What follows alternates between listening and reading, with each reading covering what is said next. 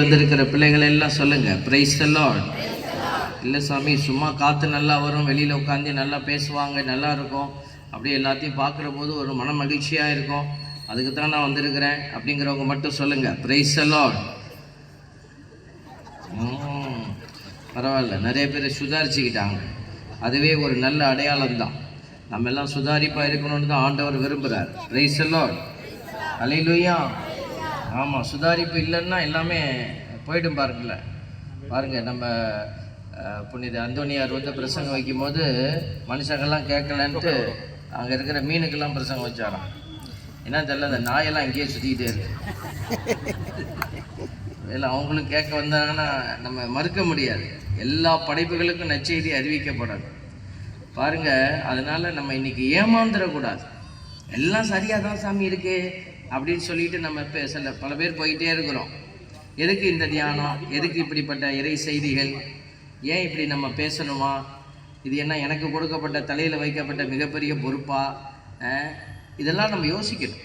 எதுக்காக இப்படி ஃபாதர் வந்து வியாழக்கிழமை, வெள்ளிக்கிழமை, சனிக்கிழமை இப்படி ஏதாவது ஒரு நாளை கண்டுபிடிச்சி இப்படி ஒரு பெரிய அரங்கத்தில் பேசாமல் உள்ள ஒரு பூசையை வச்சுட்டு போயிட்டே இருக்கலாம்ல, ஃபாதர் வச்சுட்டு போயிட்டே இருக்கலாம். எதுக்கு இப்படி வந்து இவ்வளோ செட்டப் பண்ணணும், எவ்வளோ செலவு பண்ணணும், உடல் உழைப்பு கொடுக்கணும், மன உளைச்சல், இதெல்லாம் எதுக்கு செய்யணும்? பார்த்திங்கன்னா இதில் எல்லாமே திட்டம் அடங்கியிருக்கு. பிள்ளைகள், மக்கள் வழிநடத்தப்பட வேண்டும். எதுக்கு வழிநடத்தப்படணும்?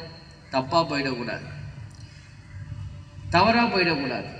அவங்க ஒவ்வொரு நாளும் என்ன செய்யணும்? கட்டி எழுப்பப்படணும்.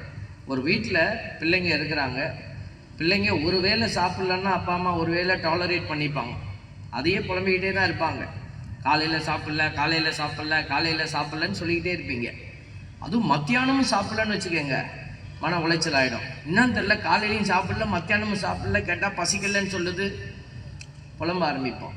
ராத்திரியும் சாப்பிட்லன்னா எப்படி இருக்கும்? அப்போது ஒரு உடலுக்கான ஒரு உணவு போகலன்னா ஒரு தாய்க்கும் தந்தைக்கும் எவ்வளோ பாரம் ஆகிறது. அதே பாரம்தான் குருக்களாகிய எங்களுக்கும் இருக்கிற. Praise the lord. அல்லேலூயா. பிள்ளைகளுக்கு உணவு நிறைவாய் கிடைக்கணும், நிறைவாய் கிடைக்கணும். அதை செய்து தர வேண்டியது குருக்களுடைய கடமை. அதை வாங்கிக்கிறதும் தூக்கி போட்டுட்டு போகிறதும் உங்கள் கடமை. அதனால் இறைவார்த்தையை வாங்கிட்டு போகலான்னு வந்திருக்கிறவங்க சொல்லுங்க, பிரைஸ் தி லார்ட். ஒன்னையும் வாங்கிட்டு போகல சாமி, சாப்பிட்டு போகலான்னு வந்தேன். Price the Lord. பரவாயில்ல, நீங்கள் சொன்னாலும் எனக்கு தெரிய மாட்டேங்குது. லைட் இருக்கிறதுனால நீங்கள்லாம் மறைக்கப்பட்டிருக்கிறீங்க, அதனால் தைரியமாக தப்பாக சொல்லுங்கள். தேவ பிள்ளைகளை இன்னைக்கு நம்ம நினச்சிட்டு இருக்கிறோம், நம்ம தான் கிறிஸ்தவராக இருக்கிறோமே. நிறைய பேர் அப்படி தான் இருக்கிறாங்க. ஒரு குறைந்த விழுக்காடு தான், பர்சன்டேஜில் இருக்கிற மக்கள் தான் உண்மையாக தேடுறாங்க. ஒரு மேஜர் க்ரௌட் எப்படி இருக்குதுனாக்க, நம்ம தான் கிறிஸ்தவங்களாச்சே, நான் தான் ஞாயிற்றுக்கிழமை கோயிலுக்கு போகிறேனே, நான் தான் அப்பப்போ கோயிலில் போய் சாமி கும்பிட்டு வரேனே, இப்படியெல்லாம் வந்து நியாயப்படுத்தி கொண்டிருக்கிறவங்க நிறைய பேர் வளர்ந்துட்டாங்க. இது சரியான ஒரு செயலான்னா இல்லை. எப்பயாவது சாப்பிடுவேன் இல்லை, ரெகுலாரிட்டி உடலுக்கு. அதே போல தான் இன்னைக்கு நம்ம ஆண்டவரை அதிகமாய் தேட வேண்டிய ஒரு கட்டாயத்தில் இருக்கிறோம். ஏன்னா சூழல்கள் பெருகிடுச்சு. நம்ம சின்ன பிள்ளையாக இருக்கிறப்போ நமக்கு பாவம்னா என்னன்னு நமக்கு ரொம்ப கம்மியாக தான் தெரியும். பாவத்தினுடைய வழிகள் எல்லாம் ரொம்ப கம்மியாக இருந்துச்சு. டிவின்னு பார்த்தீங்கன்னா 10 வீட்டுக்கு ஒரு வீட்டில் தான் இருக்கும். அந்த வீட்டுக்குள்ளே ஓடி போய் தான் எல்லோரும் டிவி பார்க்கணும்.